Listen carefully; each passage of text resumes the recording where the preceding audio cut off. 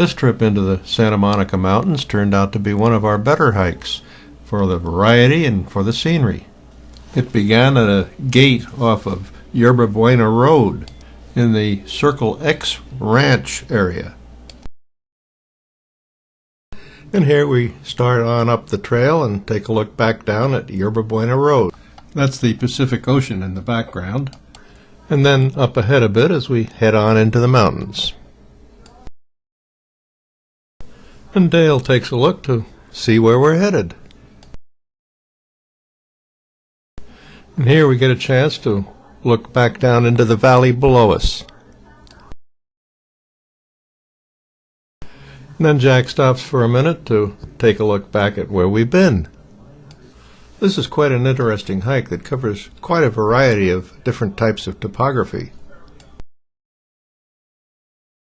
And here we take a look over at what is called balanced rock. It's easy to see why it got that name. And a bit farther up the trail we get a chance to look at it from a different angle. In places the trail gets a little bit narrow and a little bit rocky, as you can see here. A lot of the topography in this part of the trip is quite rocky. And then we reach a campground area where things flatten out quite a bit.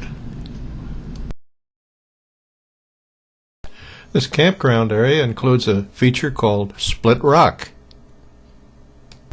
And a bit farther on we run into a rock formation known as Skull Rock. And then we see some other rather interesting rock formations along the way.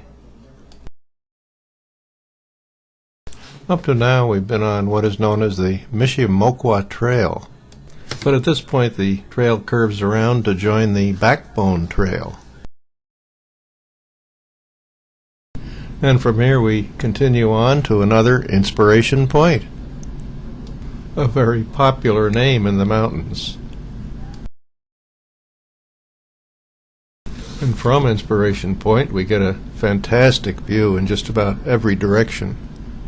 Here we're looking out at the Pacific Ocean with Catalina Island in the distance and some of the other Channel Islands.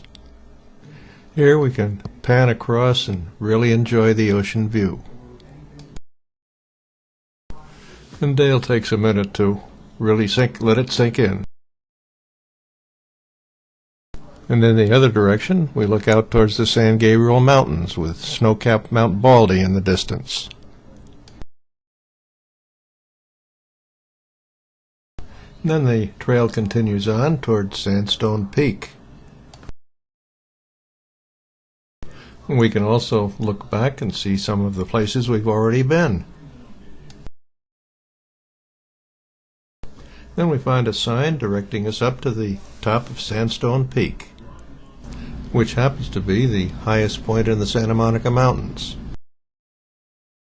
And here's Dale standing atop Sandstone Peak. And then from the peak it's all downhill through some very interesting countryside,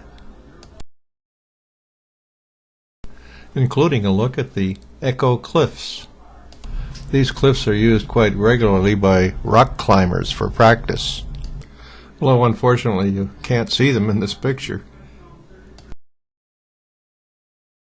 And before making the final descent, we take a look around to see what this countryside looks like. And on the way back we can look down and take a look at what I think is Lake Sherwood. Then off in the distance, in the valley below, is the Thousand Oaks area. And we'll end this very enjoyable hike of about 6 miles with a 1,400-foot elevation gain with a take a look around on a beautiful but quite windy day.